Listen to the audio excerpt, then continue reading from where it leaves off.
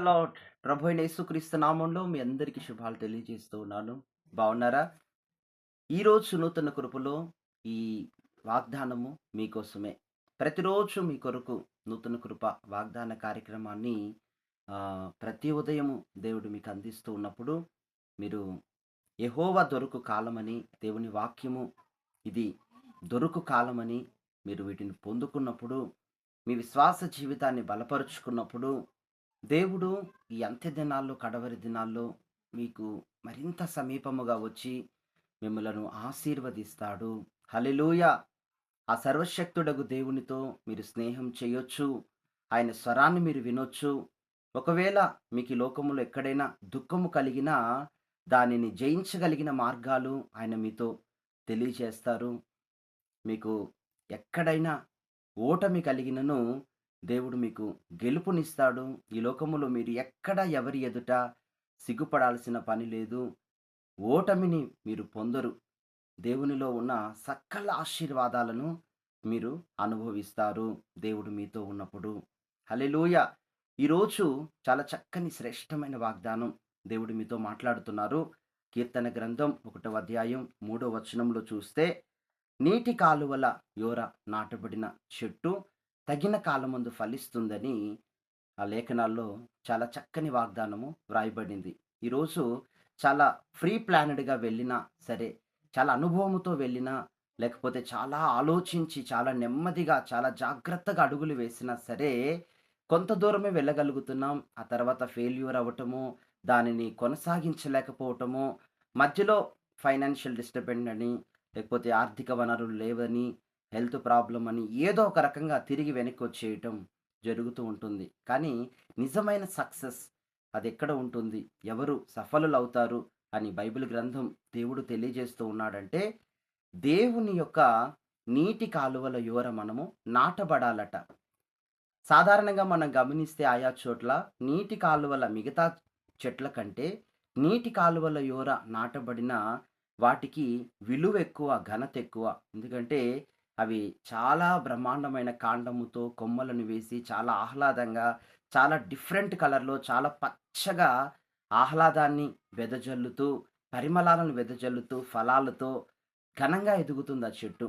కారణం ఏంటి అని అడిగితే, అవి నీటిని ఎక్కువగా సేవిస్తాయి. కేవలం ఆయా సమయాల్లో కాక అన్ని సమయాల్లో నీరు వాటికి నీటి కాలువలకు అనుకూలంగా ఉంది కాబట్టి, ఆ వేరు లోతుగా వేరు తన్ని తియ్యని నీరును ఆస్వాదిస్తూ, ఎల్లప్పుడూ ఆ నీటి ఊట తగులుతూ అదే వాసన, నీటి ప్రవాహము ఫ్లోయింగ్ ఉంటుంది కాబట్టి, చాలా పచ్చగా తగిన కాలమందు ఫలములనిస్తుంది. మరి ఈరోజు నీ జీవితం ఎలా ఉంది? ప్రియ సహోదరి, సహోదరుడా! నీవు సరైన చోటు నాటబడ్డావా? ఒక యవ్వన సహోదరుడు ఇటీవల నాతో ఇలా పంచుకున్నాడు. తాను ఒక చోట జాబ్ చేస్తూ ఉన్నాడు. అనుకోని రీతిగా తనకు ఒకరు పరిచయమయ్యారు. తప్పేమి కాదు గానీ, అతడు ఒక మంచి పార్ట్నర్ కోసం వెతుకుతూ మంచి వ్యక్తిని వివాహం చేసుకోవాలనే ఒక మంచి ఆలోచనతో, దైవిక గుణగణాలు కలిగిన ఒకరితో తన వివాహాన్ని, తన యొక్క జీవితాన్ని పంచుకోవాలని ఆశించి ఒకరిని ప్రేమించినప్పుడు తాననుకున్నాడు పరిపూర్ణమైన దేవుని యొక్క అనుభవాలతోనే ఉండాలి. ఇటువంటి పద్ధతులు, ఇటువంటి దైవిక క్రమాలు, మర్యాదలు ఇవన్నీ కలిగి ఉండాలి అని తనలో తాను ఒక ఆలోచన చేసుకొని ఆ వైపుగా అతడు సాగాడు. అయితే తాను అనుకున్నది ఏదీ జరగలేదు. 7 ఏళ్ళు ఎదురు చూసాడు. 7 సంవత్సరాలు. తను ఆయా సమయాల్లో డబ్బు ఖర్చు పెట్టాడు. తన సాలరీ సరిపోకపోగా ఇంకా ఈఎంఐ తీసుకొని ఇంకా ఎన్నో రకాలుగా అటువైపు ఉన్న వారిని సంతోషపరచటానికి, వారిని బలపరచటానికి ఇంకా ఎంతగానో అతడు ఎంతో ఖర్చు పెట్టుకున్నాడు. తన టైం లాసు, తనకి అన్ని రకాలుగా శాయశక్తులా అతడు ప్రయాసపడ్డాడు. కానీ అతడు ఏమంటున్నాడంటే, నేను అనుకున్నట్లుగా ఇక ఆత్మీయ అనుభవాలు లేవు. వారిలో ఆధ్యాత్మికమైన పునాదులు లేవు. ఆధ్యాత్మిక అనుభవాలు లేవు. ఎదగాలనే ఆసక్తి లేదు. సరైన కనెక్టివిటీ లేదు. 7 సంవత్సరాలు ఇంత గాఢంగా అతను ప్రేమించినప్పటికిని, తిరిగి అటువైపు నుంచి ఒక రిజెక్ట్‌ని ఎదుర్కొన్నాడు. తిరిగి అతడు కోరుకొనిన ఆత్మీయ అనుభవాలు ఆ వ్యక్తిలో లేవు. కనుక అతడు ఏమని చెప్పుకొచ్చాడంటే, వారితో మాట్లాడటానికి వెళ్ళినప్పుడల్లా ప్రతిసారి గొడవలు జరిగేవి. వారితో మాట్లాడటానికి వెళ్ళినా, ఏదైనా జరిగించటానికి ఏదైనా కార్యము నిమిత్తం వెళ్ళినా, అతనికెప్పుడు కూడా తన హృదయంలో నరకములో పడిపోయానేమో అని అనిపిస్తూ ఉండేదట. నాకెందుకు ఇదంతా అనవసరమా అని కూడా చాలా సార్లు అనుకున్నాడట. అతడు ప్రార్థన చేయించుకొని వెళ్ళినప్పుడు ఎంతో సులభంగా ఆ తప్పు ప్రభావము నుండి తన జీవితానికి వ్యక్తి సరైన వ్యక్తిత్వం కాదు, డెడ్ ఆపోజిట్. వాటన్నిటి నుండి విడుదల పొందటానికి ఆ యవ్వన సహోదరునికి ప్రార్థన చాలా ప్రాముఖ్యమైంది.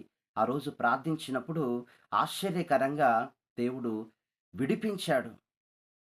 విడిపించాడు. ఈ మాటలు వింటున్న ప్రియ సహోదర, సహోదరి, ఈరోజు తప్పైన ప్రభావం, తప్పైన మార్గాల్లో సరైన చోటు నాటబడలేదా? సరైన చోటు మీరు ఎదగట్లేదా? ఈ అది జరగలేదు, ఇది జరగలేదు, ఇవన్నీ కాదు ప్రాబ్లమ్. మీరు దేవునితో ఉన్నారా?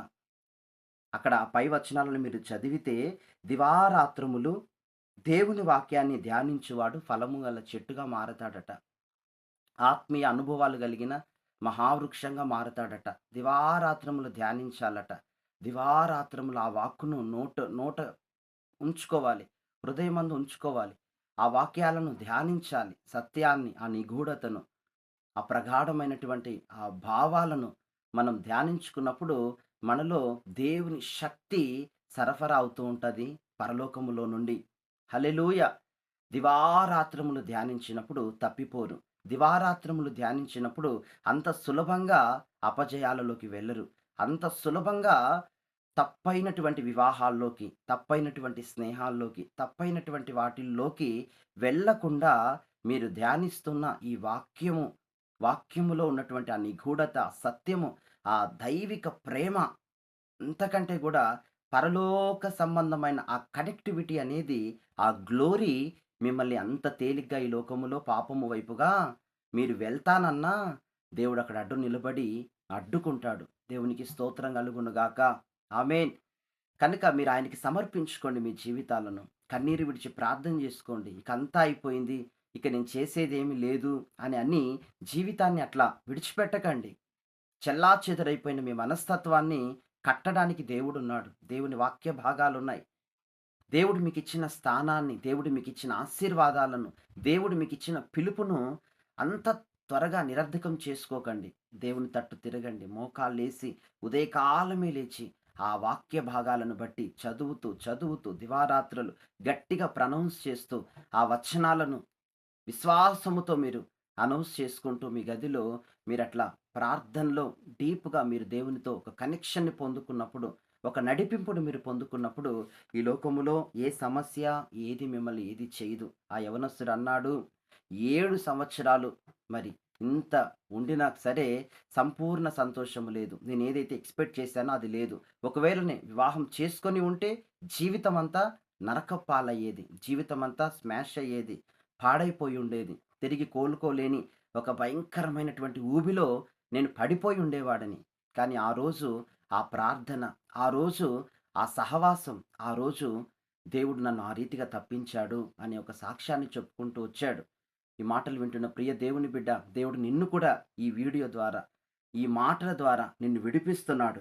తప్పుడు ప్రభావం నుండి, తప్పైనటువంటి ప్రాంతాల నుండి. నువ్వున్న చోటు సరైన చోటు కాకపోతే దేవుడు నీతో మాట్లాడుతున్నాడు. నువ్వు చేసేది సరైన కార్యం గాకపోతే దేవుడు నీతో మాట్లాడుతున్నాడు. ఆ తర్వాత దాక్కోవలసిన పరిస్థితులొస్తాయి. ఆ తర్వాత దూరమైపోవలసిన పరిస్థితులొస్తాయి. ఆ తర్వాత ఎంత ఏడ్చుకున్నా నీకు ఓదార్చేవారుండరు. ఆ తర్వాత నీ చుట్టూరా కూడా నిన్ను ఓదార్చడానికి ఎవరూ ఉండకపోవచ్చు. ఈరోజే దేవుని సన్నిధి నిన్ను ఆహ్వానిస్తుంది. వాక్యమైన దేవుడు నీతోనే సూటిగా మాట్లాడుతున్నాడు. ఆయన యొద్దకు రా. నిన్ను నువ్వు తగ్గించుకో. నీకు ఒకవేళ తెలియక చేసిన ఏదైనా దేవుని పాదాల చెంత ఒప్పుకున్నప్పుడు నీవు కనికరించబడతావు. తిరిగి నీ జీవితం గ్రోత్ అవుతుంది. ఒక శిఖరము వలె నీవు వృద్ధి అవుతావు. దేవుడు నిన్ను కట్టాలనుకుంటున్నాడు. దేవుడు నిన్ను దీవించాలనుకుంటున్నాడు. దేవుడు నిన్ను ఆశీర్వదించాలనుకుంటున్నాడు. ఈ మాటలు మీ వినికిడిలో స్థిరపరచబడును గాక. God bless you. ఆమేన్.